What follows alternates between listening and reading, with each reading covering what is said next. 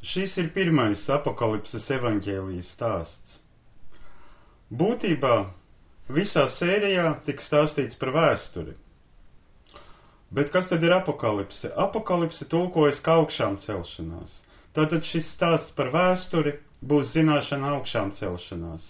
Stāsts par zināšanām, kuras no mums visiem tiek rūpīgi slēptas, bet kuru atvēršana var mums visiem palīdzēt apjaust, kur mēs atrodamies, kā ar mums tiek manipulēts un kā šī pasaulē, šī brīnišķīgajā pasaulē realizēt sevi. Tātad, sāksim. Mēs no skolas laikiem zinām, ka pastāv politekonomiskā vēsture, sociālā, kultūras vēsture, reliģijas vēsture, bet mēs nekad neesam padomājuši par to, kas tad šīs vēstures apvieno. Šīs vēstures apvieno maģiskā vēsture vai zināšanu vēsture, jo visa cilvēces evolūcija iet pēc schēmas, kuru zina tikai tie, kura rokās šī schēma atrodas. Dotajā brīdī šī schēma ir pamatīgi evolucionējusi no senās Ēģiptes laikiem. Un mēs vairs neredzam to, ka dzīvojam tanī pašā vergturu iekārtā, jo viņa kļuvusi daudz komplicētāka, aizslēptāka un cilvēkiem informācija it kā ir pieejama visdažādākā, bet pamati, kas šo visu dažādo informāciju saslēdz saprotamā kopumā, joprojām ir aizvērti. Tātad, kāpēc mēs sākam no senās Ēģiptes laikiem? Tāpēc, ka senajā Ēģiptē bez tā, ka tur ir Gizas piramīdu komplekss un sfinkses, kādreiz bija arī iepriekšējās civilizācijas, kura tika noslaucīta no zemes virsmas pirms aptuveni 11,000 gadiem, šīs civilizācijas saglābto zināšanu krātuve. Šī zināšanu krātuve tika atrasta, un pirmie zināšanu glabātāji izveidoja priesteru kastu. Senās Ēģiptes priesteru kopienu, kura izlēma šīs te zināšanas nevis atvērt pilnībā visiem, bet atvērt parastajai tautai zināšanu detaļas. Tās, kuras drīkst atvērt, lai nezaudētu varu un kontroli. Paša zināšanu būtība tika paturēta šīs kastes rokā, zināšanu būtība tika izmantota, lai veidotu nākotni, tieši nākotni, to nākotni, līdz kurai mēs esam aizgājuši. Un šīs zināšanas joprojām tiek izmantotas slepeni. Ja viņas nāk atklātībā, viņas vairs nevar izmantot cilvēku turēšanai pakļautībā un neziņā. Tātad, šīs zināšanas noslēptas ļoti daudzos mums zināmos maģiskos rituālu priekšmetos, ezotērikā, astroloģijā, taro kārtīs, runās, tolteku tradīcijā, sakrālajā ģeometrijā. Un par to mēs visu uzzināsim. Bet sāksim ar pašu galveno. Kādā veidā vara nonāca priesteru kastes rokās senajā Ēģiptē? Jo it kā mēs no vēstures grāmatām zinām, ka senajā Ēģiptē valdīja faraoni, valdnieki, un priesteri it kā bija pakļauti valdniekiem. Un pēc tam valdīja karaļi, imperatori, padišahi, un tie bija tie paši galvenie. Bet mums neviens nestāsta, ka aiz visiem karaļiem, imperatoriem un padišahiem aiz scēnas stāv priesteru kasta, kas cenšas cilvēci noturēt zināmos ietvaros savās interesēs, un kas visu laiku cenšas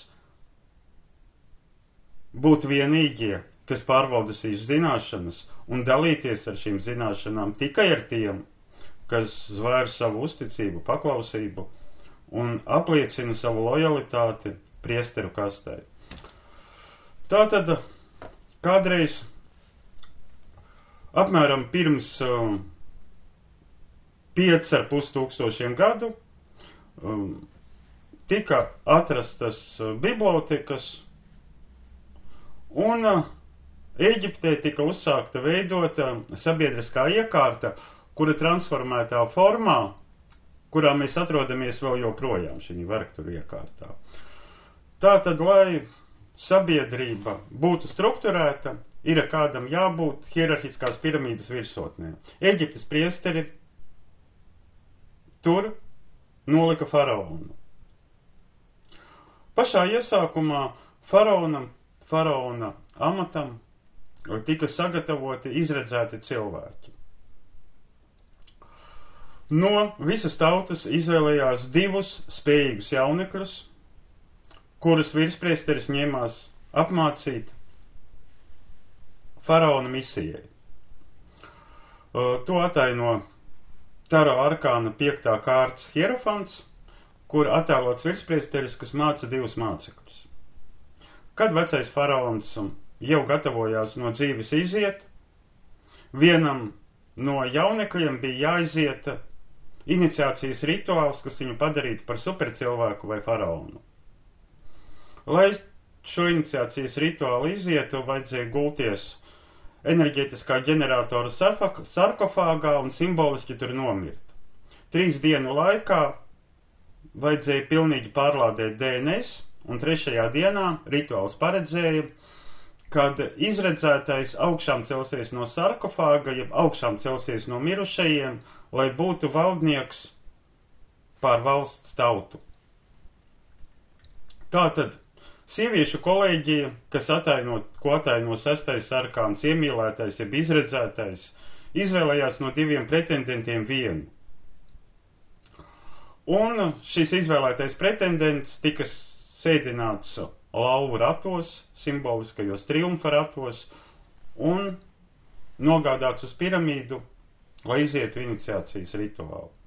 Izejot iniciācijas rituālu, viņš ieguva paranormālas spējas, kuru demonstrācija tautai lika viņu bijāt un godināt. Viņš bija savā ziņā pusdievs pārējās tautas acīs.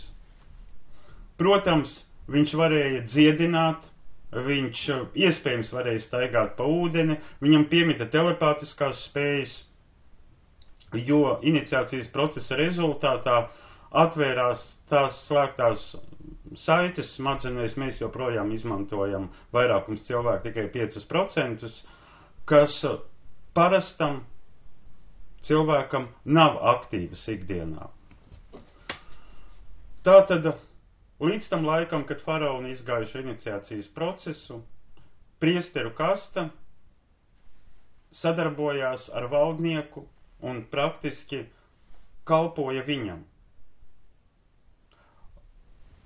Tālāk zem valdnieku un priesteru kastas bija administratīvais aparāts, zem administratīva aparāta bija verģi, jeb tauta, kas izpildīja rīkojumus. Viss bija vienkārši. Faraons ar savām paranormālajām spējām zināmā mērā garantēja tautai ētikas un augstāko principu ievērošanu hierarhijā un visā sadzīvē. Tas bija līdz brīdim, kad tronī nāca viltots faraons. Ko tas nozīmē? Viens no pretendentiem, kurš tika izvēlēts, nevēlējās iziet iniciāciju, jo baidījās nomirt. Iniciācijas procesā, kāpēc bija 2 pretendenti, varēja arī nepamosties, un tad sarkofāgā gulās 2. pretendents uz faraona varu, un viņš tika pakļauts iniciācijai.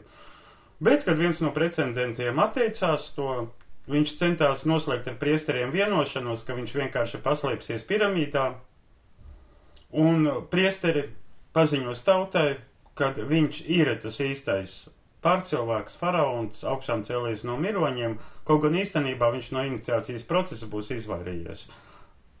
Tas tika sarunāts, un kad tas tika realizēts, priesteru kasta bija vienīgā, kas zināja šo te valdnieku noslēpumu. Tā rezultātā visa vara nonāca priesteru kastes rokās. Dotajā brīdī mēs to varam mūsdienās redzēt, ka daudziem valdniekiem, prezidentiem nekādas varas nav. Priesteru kaste zina kaut kādus viņu noslēpumus, un praktiski viņi atrodas pilnīgā pakļautībā un kontrolē. Bet sākās tas senajā Ēģiptē. Un kopš šī brīža visu tālāko virzību un sabiedrības attīstību noteica priesteru kaste. Priesteru kastes intereses bija daudz plašākas par to, kā pārvaldīt valsti, vienu konkrētu valsti. Priesteru kastes interesēs bija pārvaldīt visu pasauli. Un projekts, kas sākās senajā Ēģiptē, tagad ir nonācis, varētu teikt, savā galējā fāzē, kas saucās New World Order, pasaules pārvaldīšana. Tikai faraona lomā, kas ir it kā valdnieks, priesteru kasta nodomājusi ielikt mākslīgo intelektu, bet par visu pamazām. Tātad, kad faraons kļuva par marioneti priesteru rokās,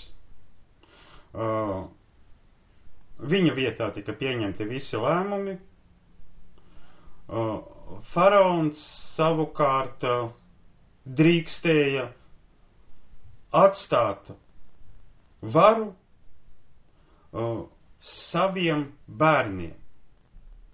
Līdz tam tika veikta ļoti rūpīga atlase tās personas vai cilvēka, kurš kāp valdnieka tronī, un ja valdnieka ģenealoģiskajās līnijās nebija attiecīga pretendenta, tad pretendenti tika izvēlēti pa tālākām radniecības līnijām, jo pat svarīgākais bija valdnieka kvalitāte un spēja iziet iniciāciju. Pēc vienošanos ar priesteriem valdnieks drīkstēja varu nodot tieši saviem bērniem, bet reālo varu paturēja priesteru kasta. Kā rezultātā Ēģiptē sākās valdnieku degradācijas process.